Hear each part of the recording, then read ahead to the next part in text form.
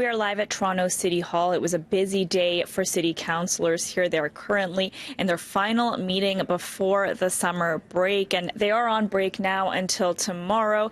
They have more than 250 items on their agenda to get through. So far, they've gotten through two major items, two of the mayor's key items. One of them is Vision Zero 2.0. We told you about it earlier in the show. It is an updated road safety plan for the city, and just moments ago, councillors voted unanimously to adopt it. It will mean reductions in speed limits for hundreds of kilometers of roads in our city. And while that was one of the mayor's top priorities, other councillors had other topics on their minds, such as childcare and what to do now that 3,000 childcare spaces are at risk due to a lack of provincial funding. As parents and advocates, we know that these cuts will hurt families in many wards across the city. Even worse is the fact that Premier Ford keeps making these cuts in a quiet way, hoping nobody will notice.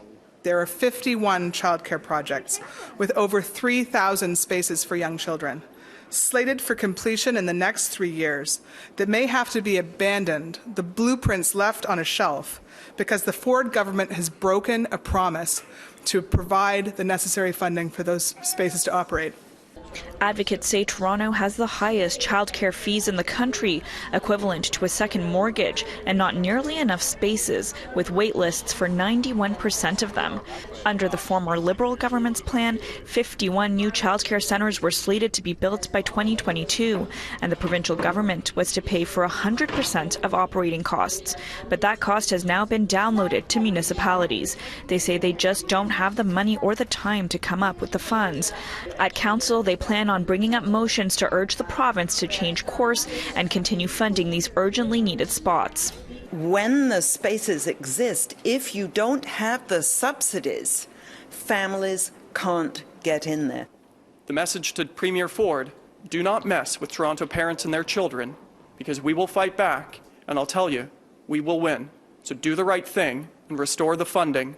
In a statement, the Ministry of Education writes, under the former Liberal government, childcare became the most expensive in the nation. That is why this government and Premier is investing more in childcare than any government in our province's history. Our government has also committed to build up to 30,000 new childcare spaces, representing up to $1 million over the next 5 years.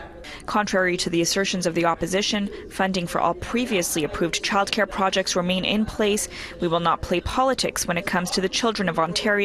I encourage all parties and levels of government to do the same.